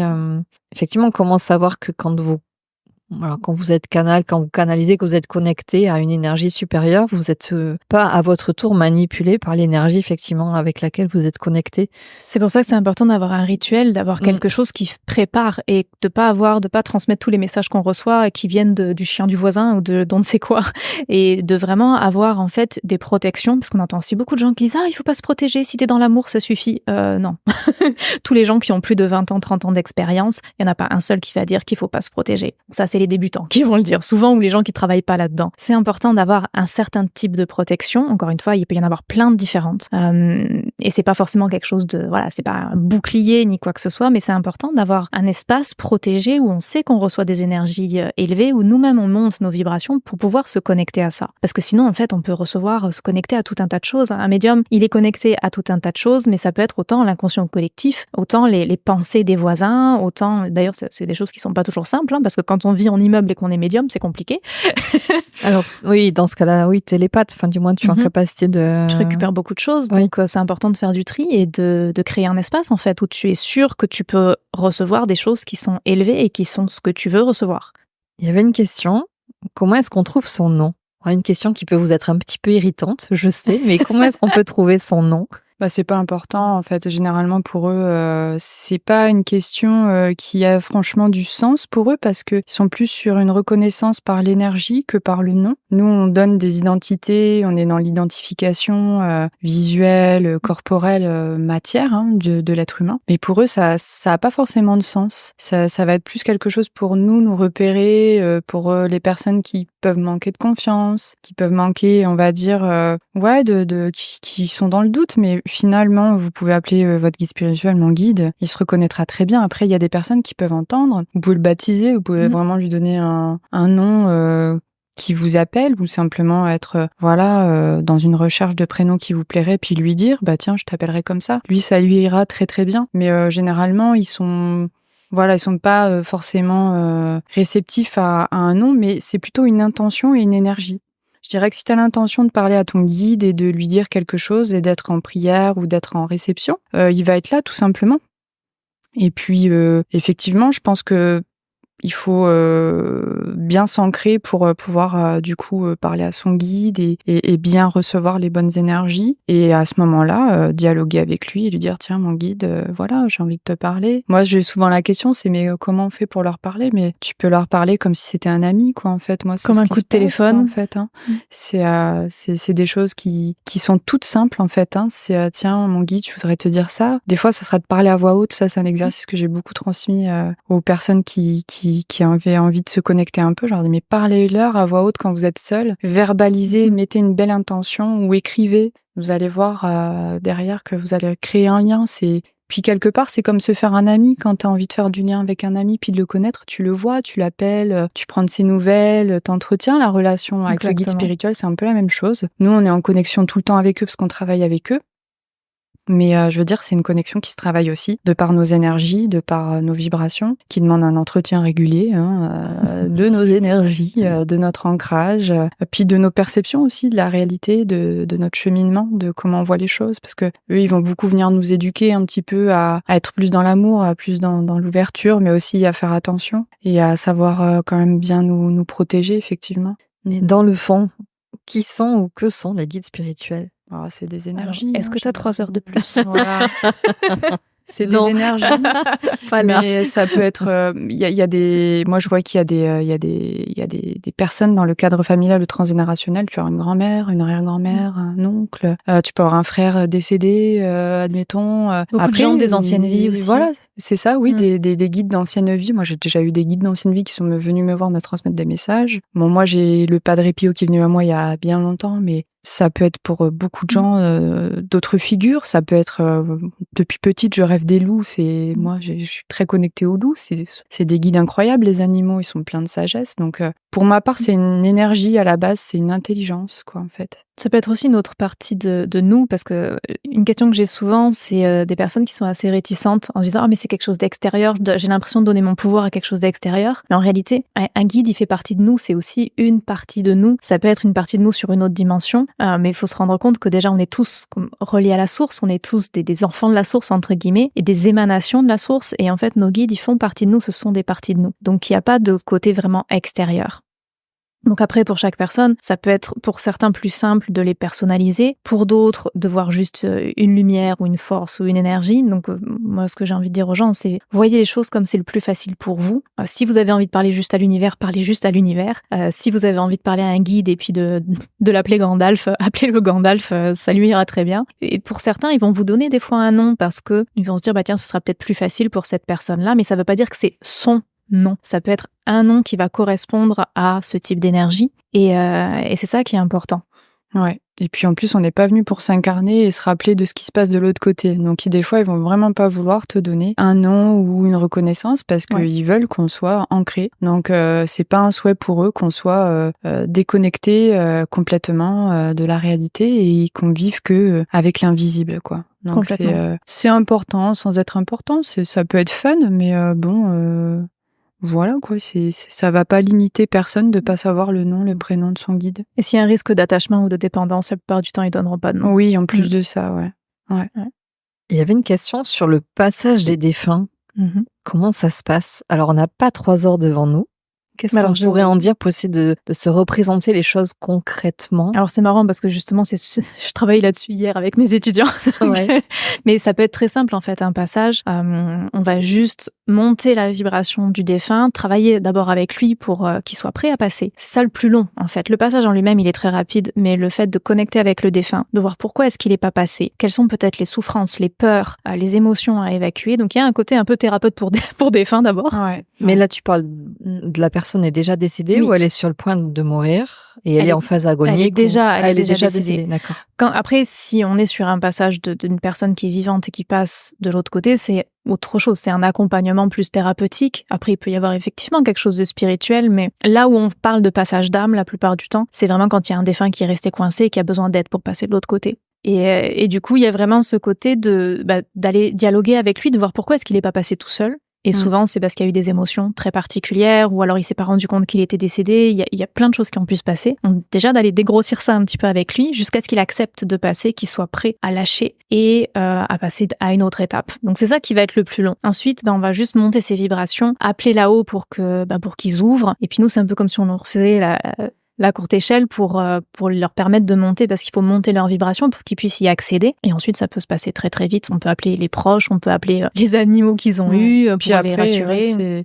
Tout le monde ne peut pas le faire seul aussi, quoi. C'est ça qui est important aussi de rappeler, c'est que des fois, il faut être accompagné parce que ça demande beaucoup d'énergie par moment, selon où se trouve le défunt.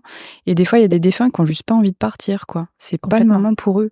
J'en ai eu plein en transgénérationnel, j'en ai encore. On a des défunts qui sont en colère parce qu'il y a un héritage qui s'est mal passé, parce que il y a des disputes entre frères et sœurs, parce que il y a une demande de pardon, parce que des fois les défunts doivent rester là où ils sont jusqu'à ce qu'ils aient monté un palier énergétique de compréhension qui va leur permettre petit à petit de monter cette échelle, comme tu dis, et pouvoir au mieux passer de l'autre côté. Et c'est vrai que pour ça, on a besoin déjà d'aller faire le thérapeute au niveau du défunt pour comprendre ce qui se passe. Et des fois, il va pas vouloir comprendre parce que pour lui, c'est trop. Parfois, ça va être en plusieurs fois. Parfois, ça va demander des semaines, des mois. Donc, faut laisser le défunt vivre aussi ce qu'il a à vivre sur le moment. Être à l'écoute. Voilà, être à l'écoute. Et puis, des fois, ça va demander simplement de lâcher prise et d'allumer des bougies, de prier pour lui, de l'accompagner et de lui dire moi je t'aime malgré que tu sois pas encore passé de l'autre côté ou si t'es pas encore passé, parce que généralement les gens ils ont le doute quand même, ils se demandent mais est-ce qu'elle est bien passée la personne ou pas, mais c'est vrai que c'est important aussi de lâcher prise et de laisser, parce que les guides ils savent ce qu'ils font de l'autre côté. Après par moments c'est un peu plus compliqué, il faut quand même apporter des prières pour que la personne qui a pu peut-être partir dans des circonstances très compliquées, avoir besoin d'amour et d'énergie pour justement lâcher un peu tout ce qu'elle avait sur Terre et qui l'empêche de s'en aller. Ouais. Il y a quelque chose que je pense qui est extrêmement important sur la quasi-totalité, enfin pour pas dire la totalité des pratiques spirituelles, énergétiques, chamaniques, c'est que en fait vous faites pas les choses seuls. C'est important d'être guidé et pas par des guides terrestres. Donc les guides terrestres sont là pour vous aider à peut-être connecter avec les guides spirituels, mais en fait tout ce qu'on fait, on le fait en communication avec nos guides, avec peut-être les anges, les archanges, mais on fait pas les choses seuls. Donc on fait ce qu'on nous dit de faire. Donc d'abord le but c'est vraiment de se connecter à ces énergies élevées là et de travailler avec elles parce que nous on n'a pas accès au grand plan. Elles oui. Donc à un moment les guides vont dire tiens là oui il y a quelque chose à faire. Là il faut pas lâcher et là il faut lâcher ou là il faut pas y aller. Et c'est important d'avoir ça, de pas s'improviser praticien en quoi que ce soit parce que des fois on peut se heurter à un mur, on peut se heurter à des choses qui sont compliquées. Il y a des défunts qu'il faut prendre avec des pincettes. C'est comme les humains. Et donc c'est important en fait d'être guidé dans ces moments-là et dans tout ce qu'on fait pour justement pas se brûler. Ouais. Et puis des fois les gens ont peur. Ouais. Ils ont vraiment peur de ce qui se passe, donc c'est compliqué pour eux. Parce que les défunts, des fois, peuvent venir se faire ressentir avec un courant d'air froid ou leurs émotions. des objets ou des émotions. Et puis, des portes qui claquent. Voilà, ça fait peur aux personnes. Alors il faut surtout ne pas avoir peur quand un défunt est présent ou quand il y a quelque chose qui bouge. Il faut rester confiant, lâcher prise. Parce qu'il y a des gens qui paniquent des fois, qui me disent « Oh là là, Iris, j'ai eu ça, ça, ça. » Il n'y a pas de problème. C'est un moyen pour eux de se faire reconnaître, quoi, en fait, de vous dire qu'ils sont là. Vaut mieux un défunt qu'un cambrioleur, hein. Exactement. Des fois, les défunts sont vachement plus faciles à gérer que les vivants. Il y avait une dernière question des auditeurs. Comment mieux vivre dans le monde malgré les tensions ?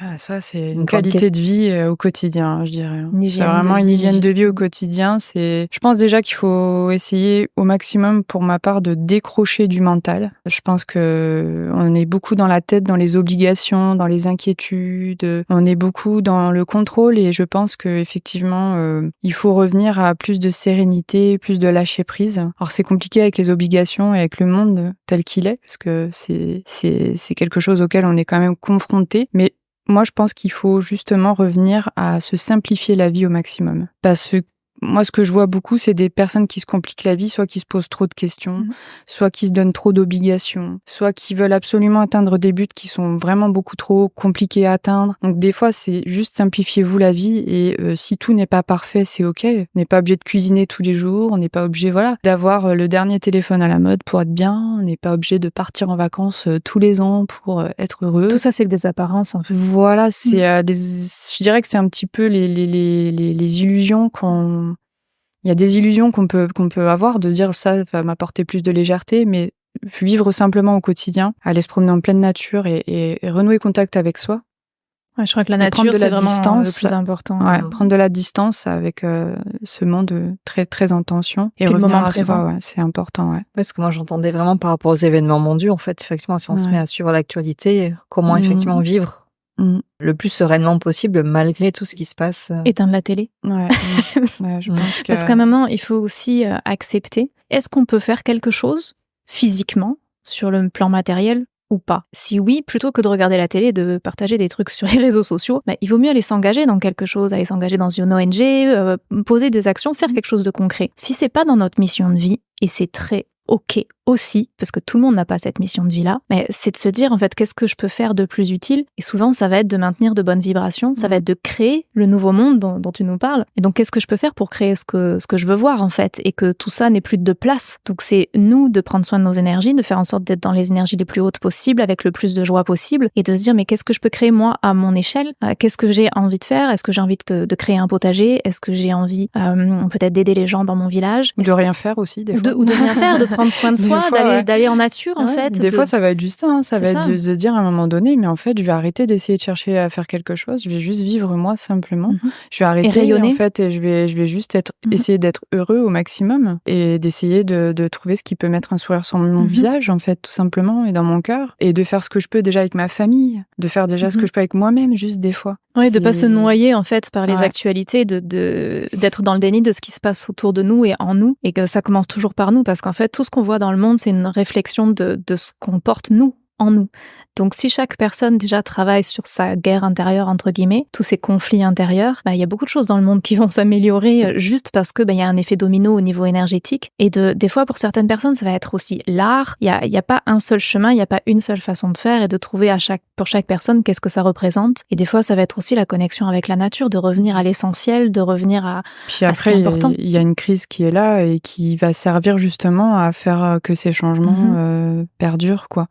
parce que depuis le Covid, on le voit que les gens ont vraiment complètement changé pour beaucoup. Je dis pas pour tout le monde, mais pour beaucoup, ont quand même beaucoup plus envie de prendre des boulots à mi-temps, de se poser, de profiter de la vie, d'aller à la plage. Voilà, il y a des gens qui ont envie quand même de beaucoup plus profiter, d'être plus incarnés au final, d'être plus présents. Donc ça va être à un moment donné de savoir s'arrêter avec tout ce qui se passe à l'extérieur et de l'incarner en nous. Et c'est évident que tout le monde a envie que ça se passe bien dans le monde, mais c'est tellement évident, mais on peut rien y faire des fois. C'est juste en commençant par soi, en étant heureux, puis en se disant je fais ce que je peux, et si je peux aider les gens autour de moi, je le fais. Mais le fait de rester dans des énergies basses et d'être dans la colère et dans la révolte, contre, ça aide personne ça en fait. Aide personne, quoi. Donc c'est sûr. C'est de voir qu'est-ce qui contribue réellement en fait, qu'est-ce qui a un réel impact. Et bien sûr que pour certains moments, c'est important de partager certaines choses pour que les gens soient au courant. Mais je veux dire, aujourd'hui, tout le monde est au courant de ce qui se passe dans le monde, donc il y a plus ce besoin en fait d'informer. Par contre, on a un besoin de recalibrer les choses, on a un besoin de reconstruire les choses, et aussi des fois d'accepter que pour chaque construction, il y a une période de déconstruction juste avant.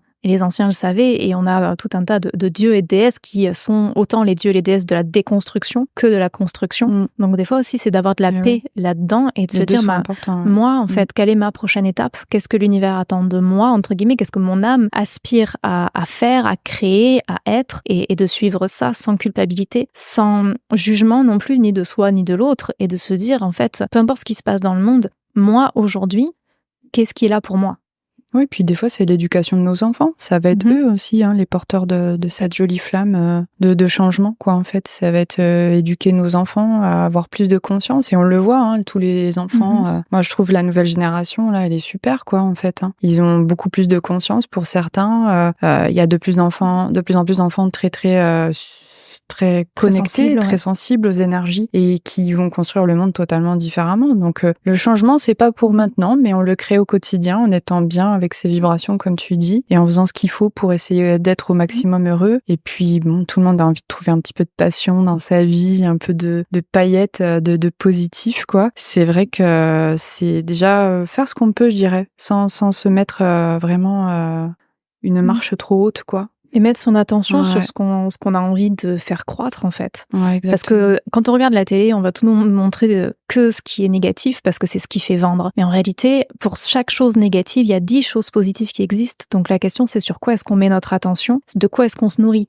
Et ça, je pense que c'est aussi important. À un moment, le fait de nourrir du drame et tout ça, ça crée une addiction et ça aide personne, en fait. Le fait de regarder les infos, ça change rien. Donc, une fois qu'on est au courant et on peut aller regarder sur Internet en 5 minutes et passer à autre chose, ça veut pas dire qu'on est dans le déni, ça veut pas dire qu'on n'est pas touché par ça, mais à un moment, c'est qu'est-ce qu'on fait qui est utile en réalité. Ouais. Mais c'est notre manière de consommer qui va faire changer les choses. Si on peut pas amener notre pierre à l'édifice directement aux personnes qui sont dans des situations complexes, ça va être de qu'est-ce que je peux faire moi dans mon quotidien, changer ma manière de consommer. Où est-ce que je mets mon argent? C'est le bulletin de vote qui est le plus efficace. Je crois que c'est hyper important de consommer autrement et puis d'essayer justement de mettre son intention là où c'est important. Ouais.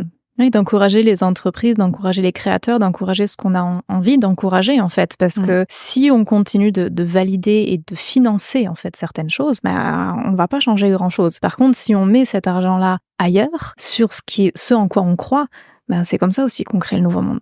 On va terminer. Quel message est-ce que vous souhaitiez transmettre en prenant à nouveau la parole aujourd'hui, en quelques mots? Je pense d'être, pour ma part, à l'écoute de soi.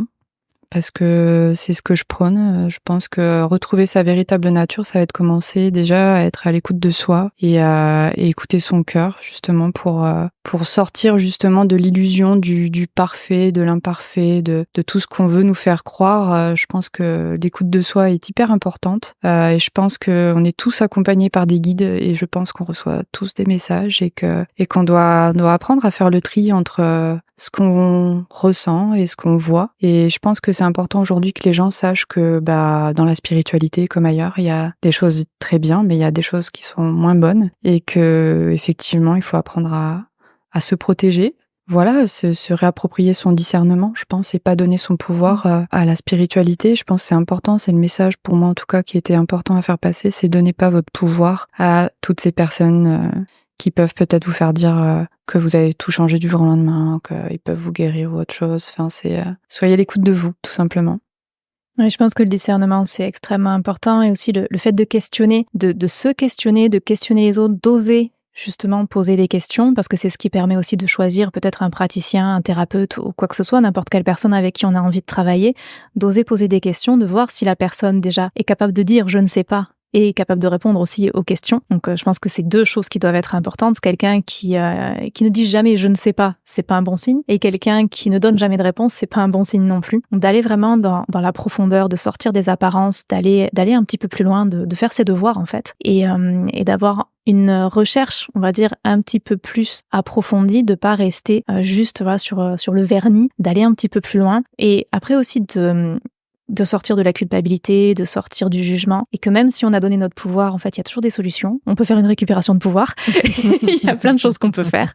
Et de toujours se rendre compte qu'il y a toujours de l'espoir, il y a toujours des solutions, il y a toujours des choses qu'on peut faire. Et d'être en paix, en fait, avec soi et autour de soi. Je pense que c'est une des choses que l'univers aussi essaye de nous transmettre, cette paix, cet amour et cet humour. Je pense que prendre les choses avec humour, c'est quelque chose qui est aussi très important, parce que la spiritualité est souvent prise bien trop au sérieux. Et moi, c'est une chose que j'ai retenue surtout une grosse connexion que j'avais fait, vraiment une connexion avec l'univers, c'est qu'il y a vraiment 2 énergies prédominantes. C'est un amour inconditionnel et innommable, vraiment, on peut même pas mettre de mots dessus, et un humour vraiment extrêmement léger, joyeux. Et je pense que c'est aussi à ça que c'est important de se reconnecter, et qui permet de voir les choses avec beaucoup de recul et beaucoup plus de joie et de légèreté. Est-ce que c'est votre dernier mot? Ouais, je te rejoins sur l'humour, juste pour confirmer. C'est beaucoup de blagues de l'autre côté. Oui, vraiment. Ça n'arrête pas. C'est toujours. C'est même quand t'es dans le désespoir, t'as une petite blague là en travers, ça me fait rire. Moi, c'est souvent. Ouais. Parce que le rire est aussi une des meilleures des protections, et une des façons d'élever nos vibrations les plus efficaces et les plus rapides et les plus agréables en plus. Ouais, pas rentrer dans le dogme et rester sur la réserve et rigoler de certaines choses. Parfois, c'est une belle médecine. Peut-être que ça vient aussi répondre à la question sur comment mieux vivre dans le monde malgré les tensions. De prendre les choses avec dérision et humour. Ouais. En tant qu'observateur. Oui, bien sûr. C'est un peu la médecine du coyote au niveau chamanique. C'est vraiment l'univers, le grand tout qui décide du jeu. Et malheureusement, parfois, ou heureusement, on peut le prendre avec humour. Merci à vous 2. Merci. J'espère que vous aurez pris plaisir à nous écouter. Si vous avez aimé cet épisode et que vous souhaitez continuer à découvrir les histoires de ces acteurs du Nouveau Monde, abonnez-vous. Et si vous voulez être tenu informé de la sortie du prochain épisode, retrouvez-nous sur les réseaux. Tous les liens sont dans le descriptif. Merci d'avoir pris le temps de passer ce moment avec nous. Je vous dis à très vite pour un nouveau témoignage d'une belle âme.